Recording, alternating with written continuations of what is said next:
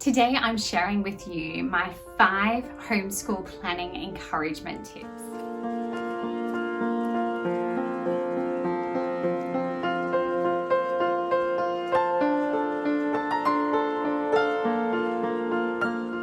If you're new here, welcome. My name is Tiffany and this is Into Life Homeschool.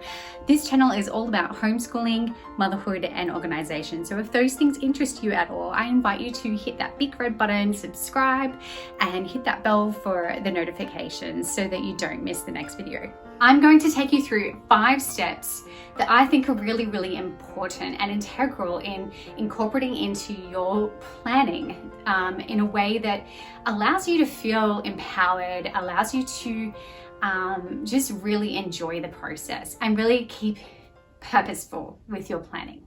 Homeschool planning can feel a little daunting, especially if you are not traditionally a habitual planner, if you're not super keen on planning your week ahead, if you're feeling just depleted of inspiration, it can be quite hard, but it doesn't have to be. Planning is something that a lot of people believe you're either a planner or you're not. Coming from someone that was never a planner, I can tell you it is a habit, and it is a habit that needs to be learned, and it is a habit that everyone can learn. So I talk about atomic habits. I've got it right here. I use it, I refer back to it, I put post-it notes, I highlight it, also all the things. It is a wonderful book if you're ever thinking about changing your ways or needing to make some healthier habits. This is your book, this is your go-to. I think it's really important to understand that it doesn't necessarily have to be that you're planning every single thing every single day. I like to find a happy medium. It gives me a sense of control over my week. It makes me feel empowered for the week, and my kids really thrive on our plan. They like to know what we're doing on what day, and they like to have a sense of control on their time, because when you're a kid, your time is important, just as important as an adult's, and we need to respect their time too. I know that sounds maybe a bit woo-woo, but I've really come to understand my kids better over the last couple of years, especially homeschooling. We've grown closer and we really do collaborate, and we really do respect each other's time. My kids respect that I have time that I have to devote to working on my business. That is a non-negotiable. That is something that builds me up, that makes me happy, that I really enjoy, and it's a piece of who I am. And it would be hypocritical of me to not do the same to them and respect their time and their hobbies and their interests as equally important as my own. And I think that having that mindset change before anything is incredibly vital, and it really has changed and shaped our homeschool to what it is today, which is everybody respecting each other's time, everybody working together towards the same goals, which is being able to make the most of our time, the most of our day, because we have all the things we want to achieve. And sometimes those things don't go to plan, and that's okay. That is perfectly okay. But the fact that we've actually had an idea of what we are wanting to achieve within that week, within that time, it means that we can flexibly adjust and we can reprioritize. It's not like we have to scratch everything and start again. We can pivot and move towards what's important, renegotiate and reassess. And that is where good planning is. That is where starting with, really foundational habits and thinking about everybody's time as equally important. I think that is setting you up for a really successful homeschool. So with those things in mind, the very first step is setting a planning day. So That is really simple. It's choosing a day that is not a huge day for you, that is not full of all the things that you're running around and you have to squeeze this kind of planning thing in.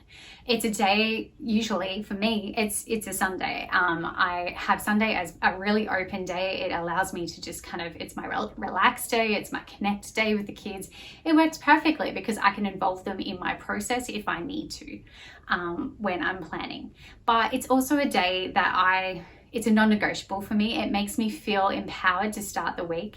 It allows me, it really eliminates all anxiety. And I am an anxious person. I do worry. It is inbuilt in who I am, and I have come to accept that, and I anticipate it. And the way I deal with it is by having a sense of control over certain things. And that means that by planning, I feel empowered to know what is happening in the future. Not too far into the future. I'm also a spontaneous kind of person, so I don't like to plan out every second of every day, but I do like to plan one or two things, one or two focuses, and go from there. So the way that I make myself accountable is by setting a reminder in my phone, and it pops up every Sunday morning, and it reminds me to actually plan. So that is something that makes me accountable. It reminds me of the importance of why I want to plan. I always put in a little quote with that planning reminder of something that, you know, really means a lot to me. I change it all the time depending on what my focus is or what my motivation is at that time as well. By doing that and by having that quote or that reminder or just that, you know, sense of motivation in my reminder, it really helps to make me accountable and make me actually follow through what I promised myself that I'm going to do. Step number 2 is turning planning into a gratitude process. Now, this might not be for everybody, but it is definitely something that I have been working on, and it really has changed things for me. It really has allowed me to practice gratitude more. So it kind of put those two things hand in hand now. It really allows me to think purposefully with my week and not just, you know, cracking the whip and getting that curriculum done and getting through that, although we do still do that. I am very purposeful with the time that we're spent, and I look for areas where I can connect with the kids or where I can make it a little bit more special for myself and for them. It's not always just about the kids, and if we make it all about the kids all the time, we're going to start resenting that as homeschool mums, as parents. We will start resenting that process. We will start resenting our weeks and our time, and that all leads to burnout. And I've been there, and that's why I'm saying it.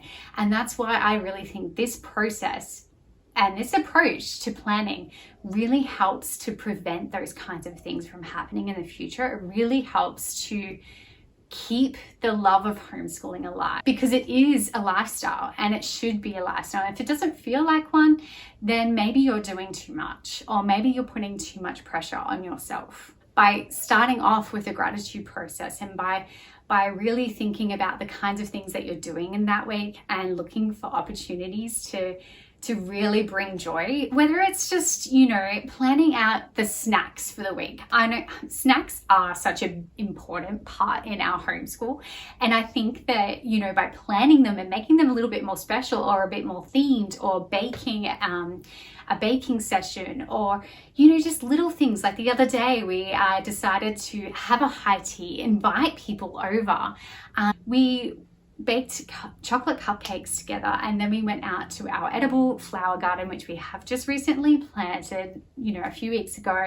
They started to bloom. We picked the flowers and put them on top of the cupcakes, and it was a real beautiful experience, and it was a really special addition to our week, and they're still talking about it, and it's just a really lovely thing to do, and it's something that I purposefully incorporated into our week. And those kinds of things can really keep you going and can just encourage you to just do the next thing and plan the next wonderful thing, and work together in that as well. It's not just always you having to come up with wonderful things, and it doesn't always have to be a whole heap of work either. It doesn't have to be like really big intense activities or crafts or things that require lots of cleaning.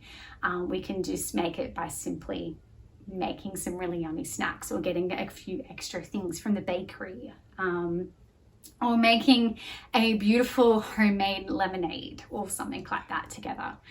We don't have to overcomplicate it. It just needs to be something thoughtful, and kids pick up on that, and you know, they tend to really appreciate those special additions to their day. Step 3 is something just for you, is creating a beautiful planning space.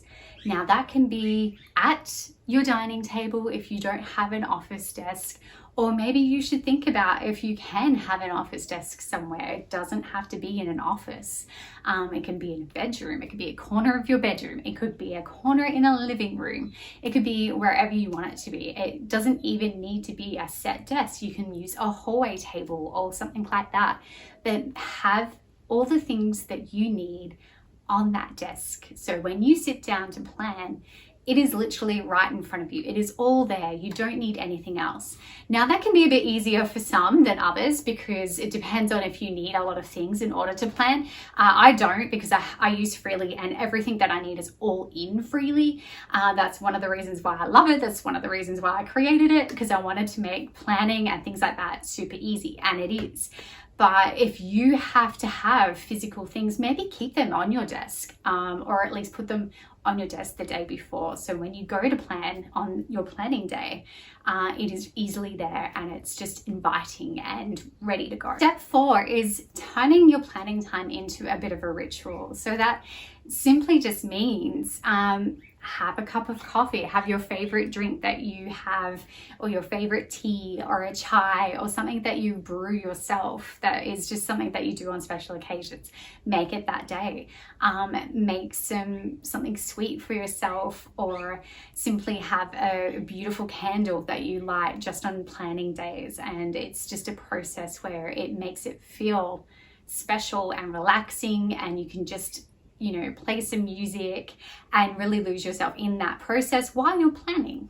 Because really, you are putting in the work now so that the future you can thrive through the week. So you should take a moment to acknowledge that and really appreciate that, the work that you're putting in now, so that you can really thrive throughout your week. The last step is totally an optional step, but I really love to plan something in every week, once every week, or once every fortnight, depending on our workload and that time of year as well. But lately it's been once a week, every Friday. We try to do something that gets us out, something that encourages us to adventure. I have an adventure bucket list that I created. I've got a link in the description box below.